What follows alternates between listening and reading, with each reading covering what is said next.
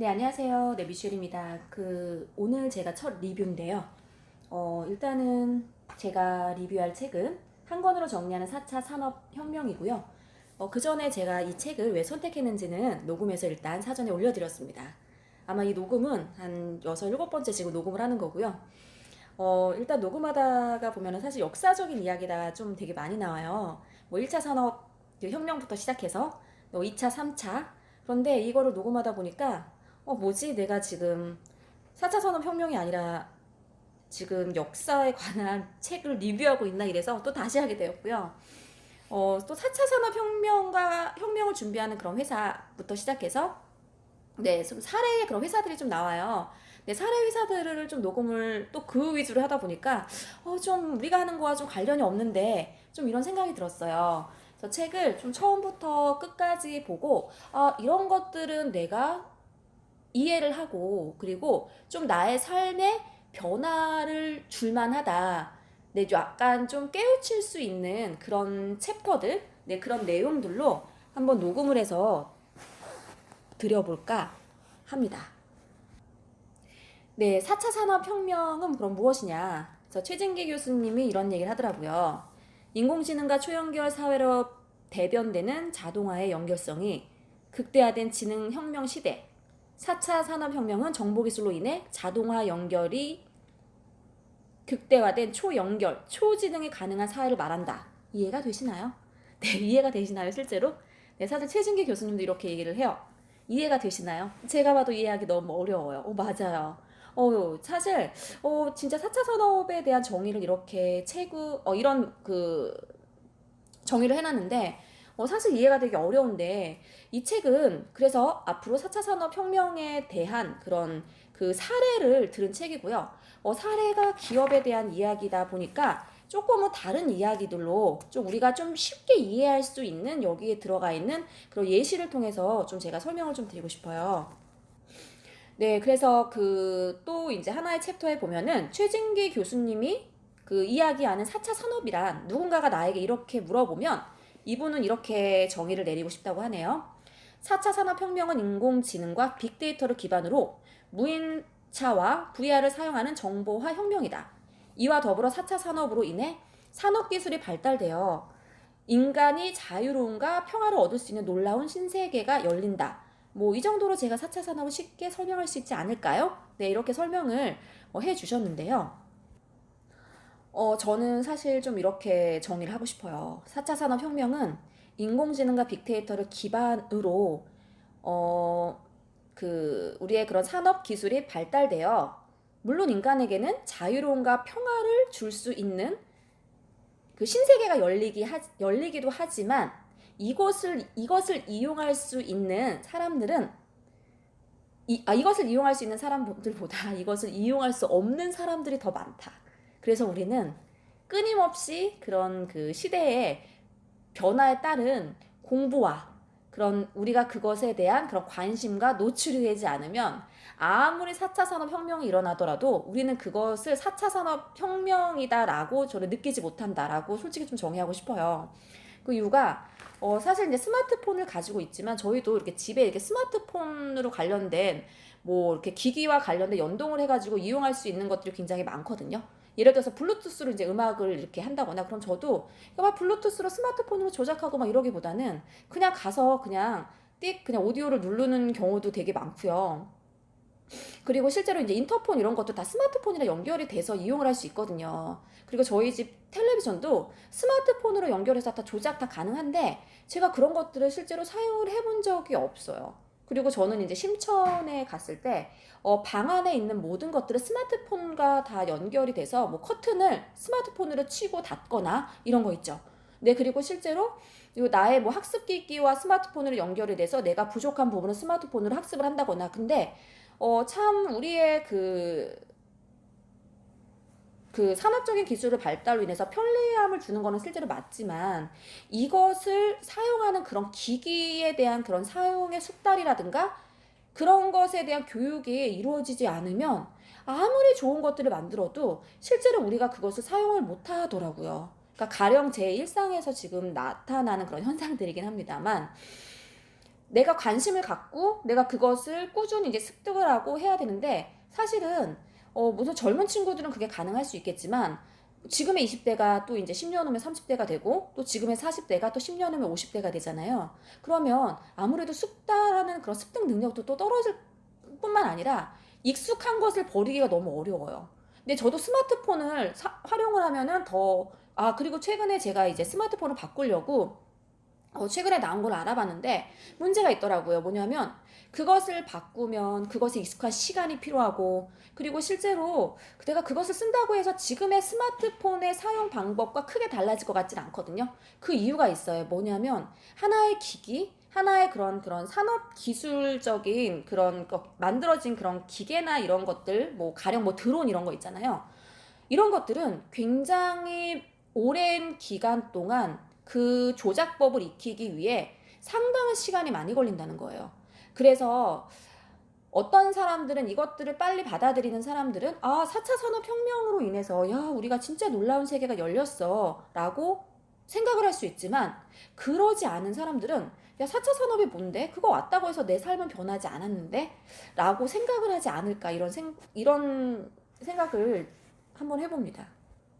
사실 여기 되게 많은 사례가 좀 나오는데요. 좀 제가 생각할 때 그 중요한 사례와 제가 또 아이가 지금 10살, 11살인데 저희 아이들 교육을 할 때 이런 부분이 굉장히 중요하지 않을까라고 생각을 해서 좀 교육을 하는 부분이 있어요.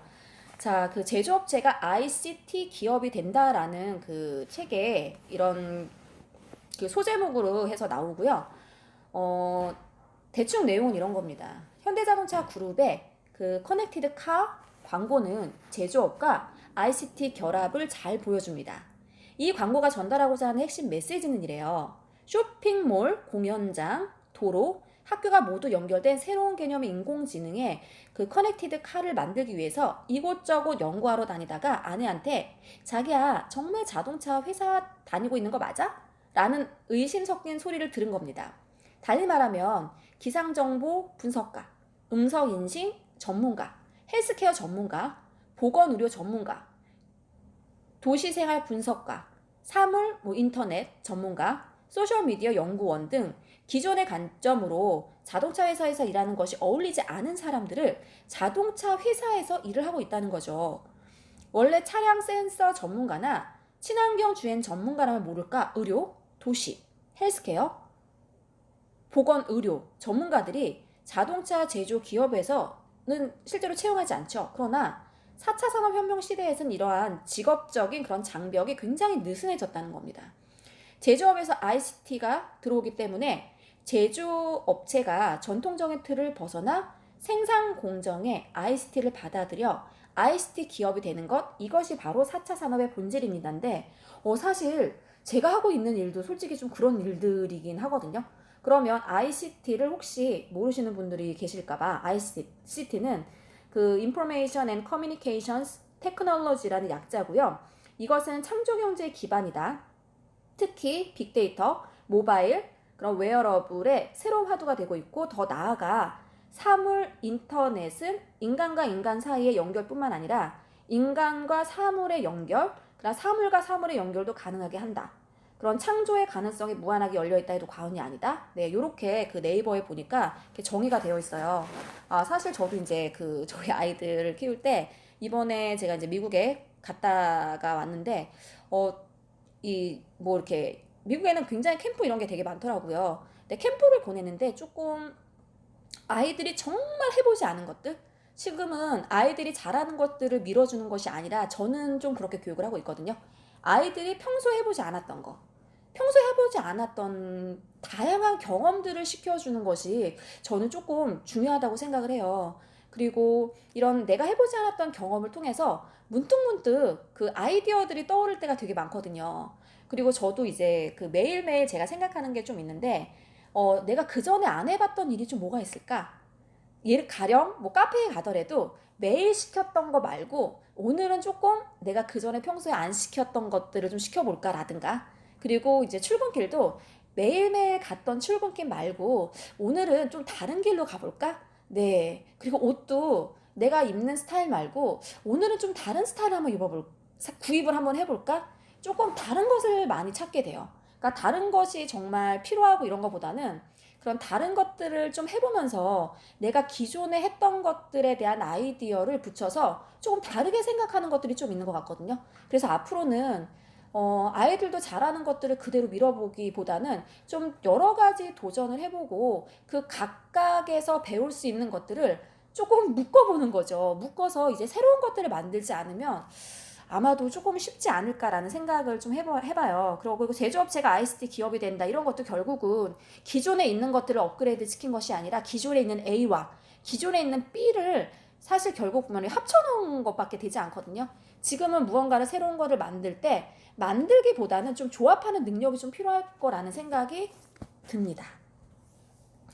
여기 문구에 이런 게 있어요. 나를 더 잘 아는 사람은 나 자신이 아니라 어머니다 이런 말이 있는데 내가 태어났을 때 상황을 모르기 때문이죠. 네, 그래서 그 최진기 교수님도 저도 강의할 때 이런 말을 자주 합니다. 자본주의에 대해서 나보다 당연히 아담 스미스가 더 잘 알았을 것입니다. 잘 알았을 것이라고 이렇게 얘기를 하네요.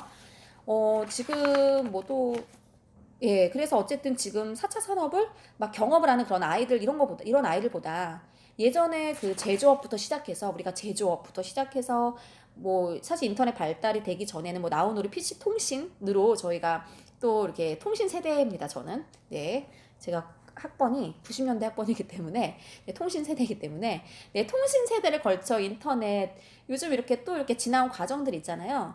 네, 이제 그런 것들을 봤을 때 지금 막 그거를 받아들이는 그런 새로운 세대보다는 이 책에서 나오는 것도 항상 그런 제조업들 아니면은 조금 신세대보다는 기성세대 조금 다 그전부터 이렇게 걸쳐왔던 세대들이 더 아이디어가 더 많고 좀 다르게 생각을 해보면 더 만들 수 있는 것들, 개발할 수 있는 것들, 아이디어 낼 수 있는 것들이 되게 많다라고 최진기 교수님은 그렇게 말을 하면서 뭐 여기 뭐 러시아의 그 러시아 붕괴 이야기부터 시작해서 굉장히 많이 나오는데 이런 것들은 지나가도록 하겠습니다.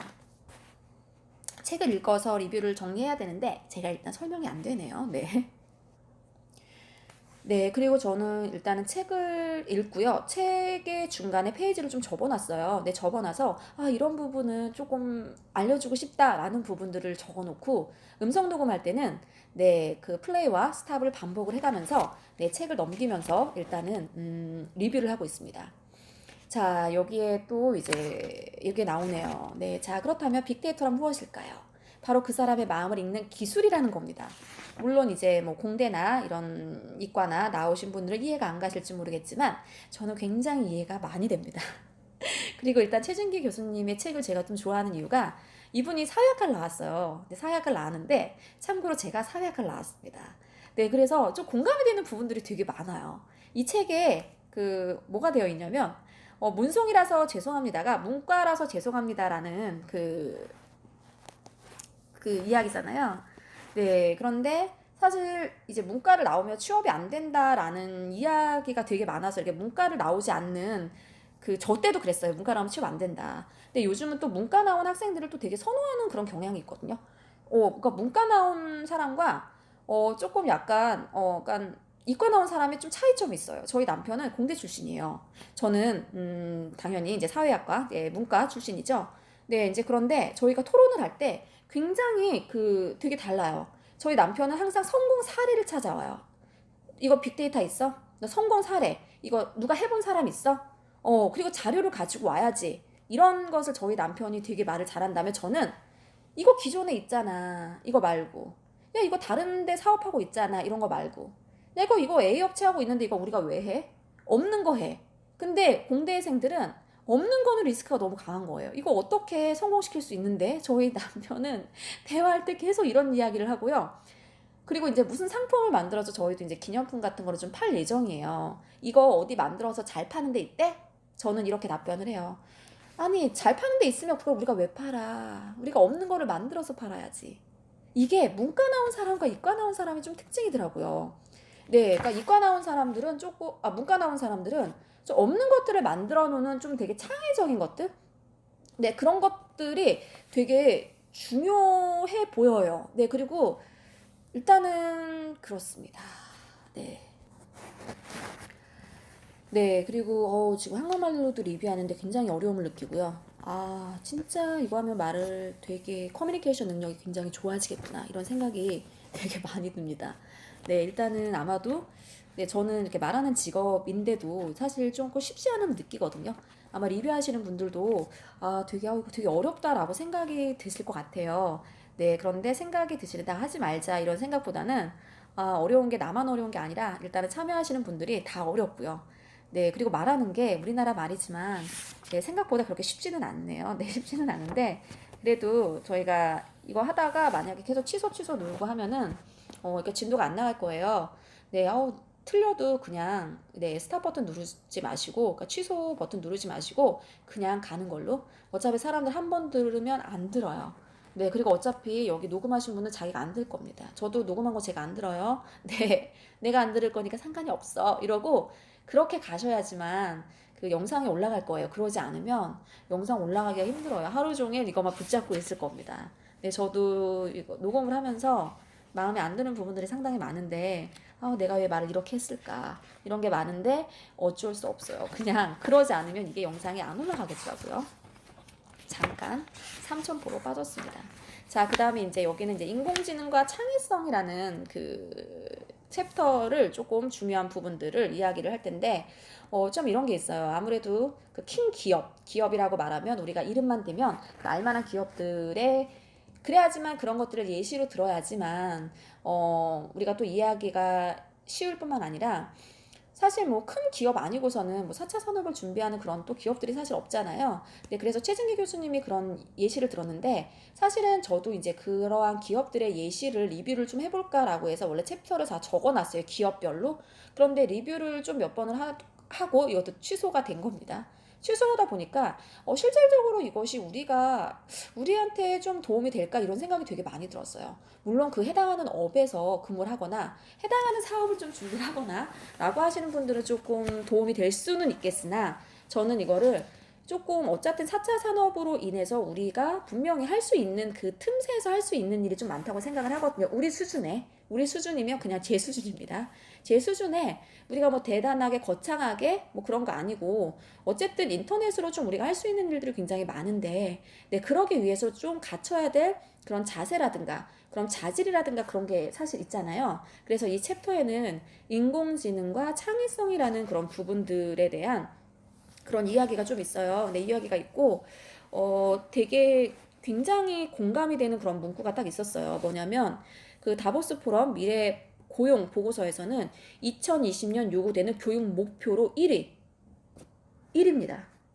정말 이거는 내가 100%가 아니라 1000% 공감을 했던 그거였거든요. 1위가 복잡한 문제를 푸는 능력이었어요. 2위 비판적인 사고, 3위 창의력, 4위 사람 관리, 5위 협업 능력을 뽑았습니다. 저 진짜 이거 너무너무 공감이 되는 게 제가 사실 3, 4년까지만 해도 누구와 이렇게 일을 같이 한다거나 이런 적이 단 한 번도 없다고 보시면 돼요. 일단은 참고로 제가 일하기가 쉽지가 않습니다. 항상 같이 제 옆에서 일하는 직원은 딱 2명 있었는데, 그것도 이제 저와 같이 일하는 시간 내내 붙어서 일하는 시간은 직원은 딱 2명이었어요. 대부분 이제 손발을 맞추는 시간도 상당히 이제 필요하고, 그 직원 위에는 제가 누구와 일을 해본 적이 없어요. 물론 이제 다른 이렇게 뭐 시키는 직원은 있었지만, 근데 그게 왜 그러냐면 제가 뭐 그전에는 이렇게 뭐 무슨 일을 뭐 협업을 하거나 이런 일들이 별로 없었거든요. 그런데 지금은 너무너무 달라요. 그러니까 모든 일들이 혼자 일하는 게 하나도 없다고 보시면 돼요. 네, 그러니까 협업 능력이 너무 중요하다는 사실을 네, 그래서 내가 좀 협업 능력이 좀 없지 않을까 이런 생각도 좀 해본 적도 있거든요, 일하면서. 네, 그래서 앞으로도 이런 협업 능력이 굉장히 중요할 거라고 생각을 하고요. 그럼 협업 능력이 왜 중요하냐? 지금 저는 왜 중요하냐면 혼자 할 수 있는 일이 아무도 없어요. 지금 제가 제주도에 물론 살지만 지금 육지에서 이제 그 마케팅 하시는 분들이 많은데 저희가 한 업체에 가서 실제로 촬영을 했어요. 어떻게 갔냐면 자, 모델 붙었죠. 촬영하는 친구 붙었습니다. 거기서 총 기획하는 사람이 있었고요. 그 다음에 실제로 컨텐츠를 만들어서 인스타에 올리는 사람 총 4명이 함께, 물론 뭐 다른 사람들 그냥 왔긴 하지만 그 작업을 결국 4명이 하게 되더라고요. 보통 보면 내가 그러니까 모델이 있어야 되거든요, 인스타 마케팅은. 네, 그러니까 이거는 혼자 할 수가 없겠죠, 당연히. 아, 협업 능력 굉장히 중요하구나. 자, 그다음에 4위입니다. 사람 관리. 내가 직원으로 일할 것이냐. 밑에서 그 하나의 그런 그 협업하는 사람들 중에서도 내가 그냥 그 파트의 한 부분으로 일할 것이냐, 아니면 내가 그 파트를 전체적으로 맡는 파트장이 될 것이냐는 굉장히 다르거든요. 내 파트장이 될 거다라고 한다면 사람 관리 능력은 굉장히 중요하죠. 그럼 사람을 어떤 식으로 관리하느냐가 부분으로 일하는 사람과 그 부분이 아니라 내가 그 팀의 장으로 일하는 사람은 일단은 그 사람이 가져야 될 자질은 다르다고 생각을 해요. 네, 그래서 사람 관리 능력 너무 중요하고요. 3위 창의성은 이제는 우리도 이제 직업을 뭐 직업 이렇게 얘기하지 않고 창직 이렇게 얘기하는 게 웬만한 직업들은 다 나왔어요. 어저께도 저희가 사실은 좀 기념품 샵에서 미팅을 하긴 했는데 이런 거 이제 없는 상품 만들어봐. 왜냐하면 있는 상품 다 있고 이제 경쟁도 치열하고 더 이상 이제 그 같은 비슷한 물건 속에서 경쟁인데 이제 없는 것들을 만들어야지 있는 것들을 대량 생산하는 시대는 끝났다고 보거든요. 그럼 없는 상품을 어떻게 만들어? 창의성을 가지고 그럼 창의성을 키우기 위해서 어떻게 해야 되지? 네, 그런 것들을 또 생각을 한번 하겠죠. 자, 비판적 사고 능력입니다. 비판적 사고 능력 굉장히 중요하고요. 저희 진짜 사실 이제 미팅하거나 이러면 좀 약간 마케팅 기획 미팅하고 이러면 굉장히 살벌해요. 근데 살벌하고 이것이 다양한 각도를, 그러니까 비판은 무조건 이거는 안 돼, 이거는 별로야, 이런 것이 아니라 이거 하나의 사물을 보더라도 굉장히 다양한 각도로 볼 필요가 있거든요. 다양한 각도를 진짜 볼 필요가 있어서 사실 저는 비판적인 사고보다는 2위가 비판적인 사고, 약간 조금 다양한 그런 각도에서 생각할 수 있는 그런 사고력, 네, 이런 게 좀 좋을 것 같은데 어쨌든 그렇습니다. 1위 복잡한 문제를 푸는 능력. 저는 이거 곱하기 만이에요. 이거는 뭐냐면 지금은 무엇을 하던 간에 이 약간 프로그램을 다루는 그런 스킬이 굉장히 필요한 것 같아요. 그러니까 가령 인스타를 해요. 인스타를 하면 그냥 사진을 찍어서 올리는 게 중요한 게 아니에요. 이것에 대한 로직을 일일이 다 파악을 해야 돼요. 이 로직이 어떻게 돼서 인기 게시물에 올리고 사람들은 어떤 식으로 팔로우를 하고 팔로잉을 하고 이런 작업들이 왜 필요하고, 가령 이런 거 있죠. 자, 저희 남편이 이제 드론을 사는데 드론을 띄우기까지 하루에 2시간씩 스터디를 하고 한 달 만에 드론을 띄웠거든요. 그러면 결국은 복잡한 문제라는 것은 뭐냐면 사실 이런 기계들이 이렇게 단순하지가 않아요. 굉장히 복잡한데 그런 복잡한 것을 나 싫어 이런 게 아니라 복잡한 것을 집요하게 스터디를 하는 능력, 조작을 해보고 스터디를 하는 능력.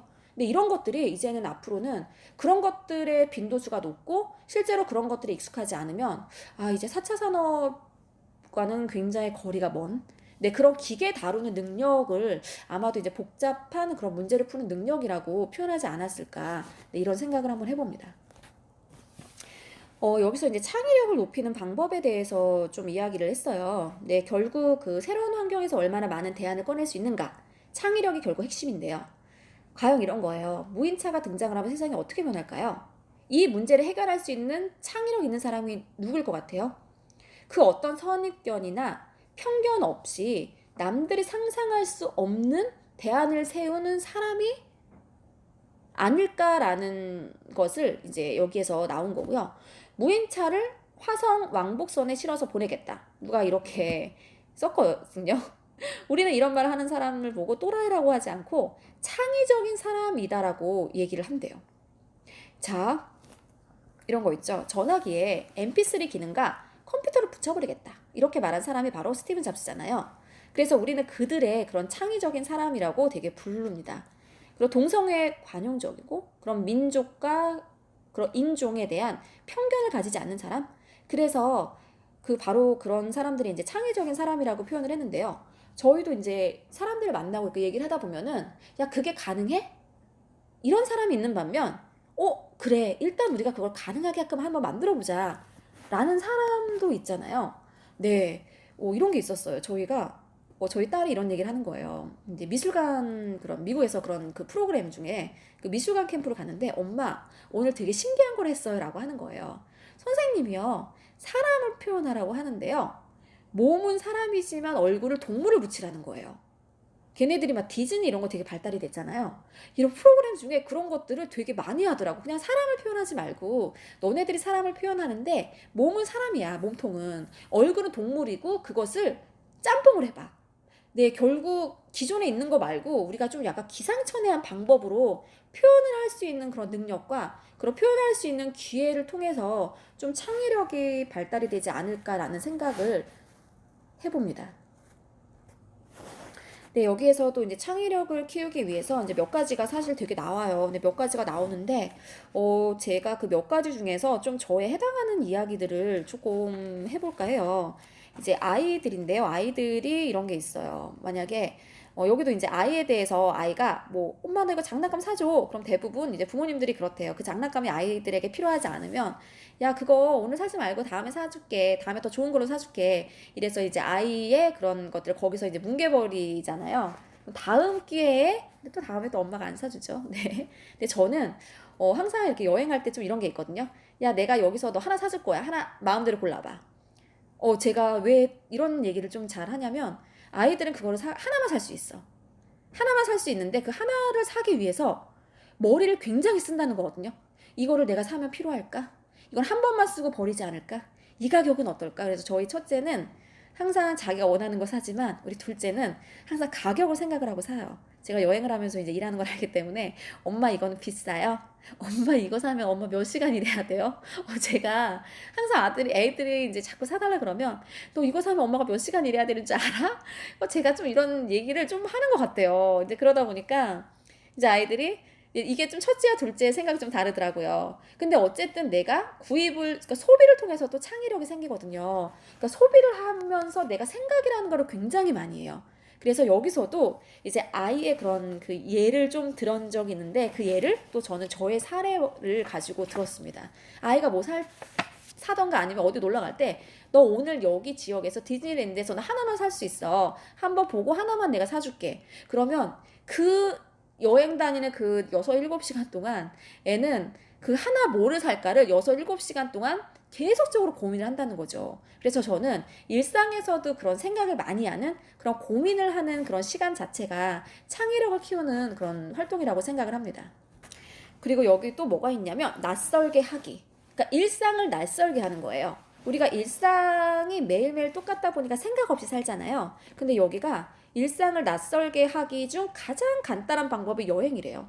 그러니까 여행을 가면 일단은 일상을 탈피해서 새로운 환경에 가서 내가 차 타는 것도 새롭고요. 음식 주문하는 것도 너무 새롭고요. 네, 이게 항상 긴장을 할 수밖에 없거든요.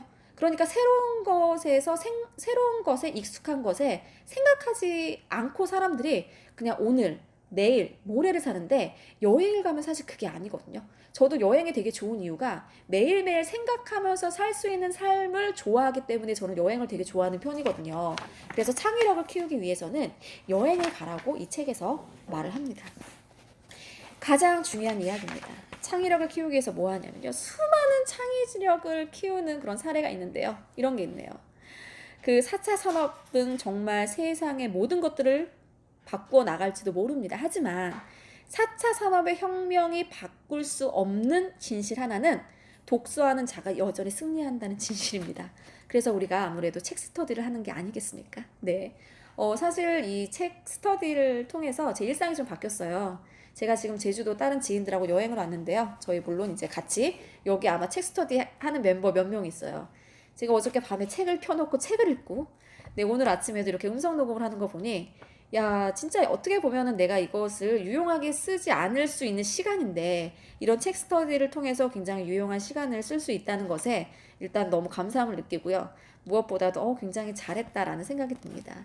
네, 일단 음성 녹음 해보니까 조금 쉽지는 않았어요. 되게 쉽진 않은데 이런 또 쉽지 않은 속에서 또 배움과 그런 경험과 느낌이 있다고 네, 다른 분들도 제가 첫 스타트를 끊었지만 다른 분들도 좀 재미있게 하는 과정을 즐기셨으면 좋겠고요. 네, 다음 영상 어떤 분이 올라올지 제 기대하고 듣도록 하겠습니다. 자, 오늘은 여기까지 영상 녹음